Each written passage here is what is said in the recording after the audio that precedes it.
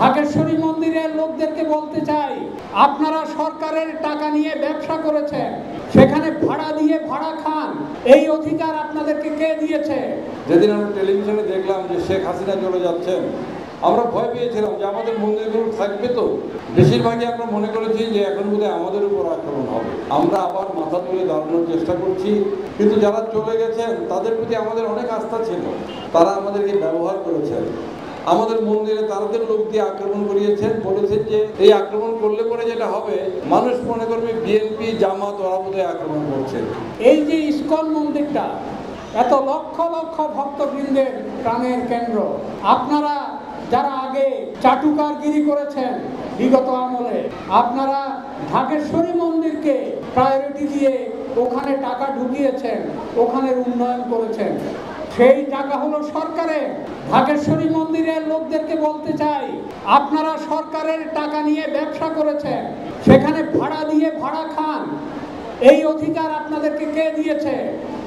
আপনারা 50 কোটি 60 কোটি টাকা ব্যয় করেছেন এবং সেখানে গৃহ নির্মাণ করেছেন, কিন্তু এখানকার জন্য আপনাদের একটুও প্রাণ কাঁদল না। এবার হিন্দু ধর্মীয় কল্যাণ ট্রাস্টের মাধ্যমে ওখানে 45 কোটি টাকার বরাদ্দ আমি সুপারিশ করেছি। সেখানে হিন্দু ধর্মীয় কল্যাণ ট্রাস্টের একটি ফ্লোর থাকবে। ওনারা নাকি গোপনে বৈঠক করেছে, হিন্দু ধর্মীয় কল্যাণ ট্রাস্টের অফিস হলে আমরা টাকা নেব না। তোমরা কারা টাকা না নেওয়ায়?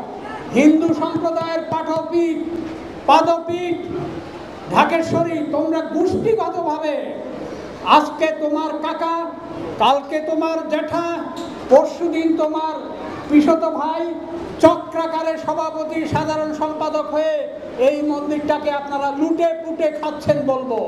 আদারওয়াইজ কেন আপনারা সার্বজনীনভাবে এই মন্দিরের কমিটি করেন না? আমি জিজ্ঞাসা করি ঢাকেশ্বরী মন্দির ভিত্তিক নেতাদেরকে, আপনারা হিন্দু ধর্মীয় কল্যাণ ট্রাস্টের 1 ছটাক জমি 1 কাঠা একটা ভবনের জন্য একটি রুম কেন আপনারা করেন নাই? আপনারা শুধু ওখানে টাকা চেয়েছেন, হিন্দু ধর্মীয় কল্যাণ ট্রাস্টকে ব্যবহার করেছেন। আমি অত্যন্ত আনন্দিত যে ইসলামিক ফাউন্ডেশন তার সারা দেশে নেটওয়ার্ক বিস্তৃত করেছে। এক ফুলে বাগান হয় না, বহু ফুলের সমাহার ঘটাতে হয়। আমিও 3-4টা ফুলের মধ্যে একটি ফুল, অতএব আমারও থাকার জায়গা দিতে হবে।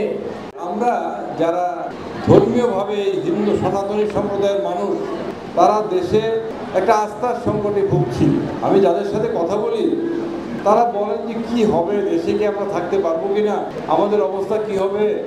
একজন তো হঠাৎ করে 5 তারিখে চলে গেলেন, আমরা জানলামও না কেন গেলেন, কিভাবে গেলেন, কিন্তু আমরা তো রয়ে গেলাম। আপনি একবার কল্পনা করুন 5ই আগস্ট বিকালবেলার কথা, যেদিন আমরা টেলিভিশনে দেখলাম যে শেখ হাসিনা চলে যাচ্ছেন ভারতে, অন্যেরা কোথায় যাবে, আমরা কোথায় যাব, এরকম একটা অবস্থা হয়েছিল। আমরা ভয় পেয়েছিলাম যে আমাদের মন্দিরগুলো থাকবে তো, আমাদের উপর তো আক্রমণ হবে না, নাকি হবে।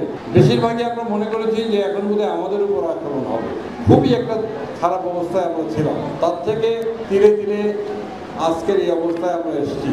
আমরা আবার মাথা তুলে দাঁড়ানোর চেষ্টা করছি, কিন্তু যারা চলে গেছেন তাদের প্রতি আমাদের অনেক আস্থা ছিল। বিশেষ করে আওয়ামী লীগ এবং শেখ হাসিনা, তাদের প্রতি আমাদের আস্থাতে ছিল না সেটা বলবো না, আস্থা ছিল। তারা কিন্তু আমাদের উপর আস্থা রাখার মতো কোনো কাজ করেন নাই। তারা আমাদেরকে ব্যবহার করেছেন, আমাদের মন্দিরে তাদের লোক দিয়ে আক্রমণ করিয়েছেন, বলেছেন যে এই আক্রমণ করলে পরে যেটা হবে, মানুষ মনে করবে বিএনপি জামাত ওরা বোধহয় আক্রমণ করছে।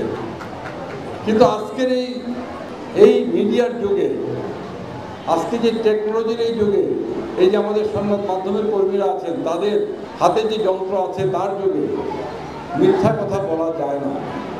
জনগণের থেকে সে যদি নিম্নমুক্ত ভাবে এখানে বসবাস করতে পারে, তাহলে অবশ্যই তার কোনো ভয় নাই। সে যত সমস্যা আসুক না কেন, সে যদি ভগবানের চরণে সম্পূর্ণরূপে আত্মসমর্পণ করে, তাহলে এই জগন্নাথের চরণে সম্পূর্ণরূপে আত্মসমর্পণ করে, যদি গোবিন্দের চরণে সম্পূর্ণরূপে আত্মসমর্পণ করে, তাহলে গোবিন্দকে রক্ষা করবে, কেউ তাকে এখান থেকে সরাতে পারবে না।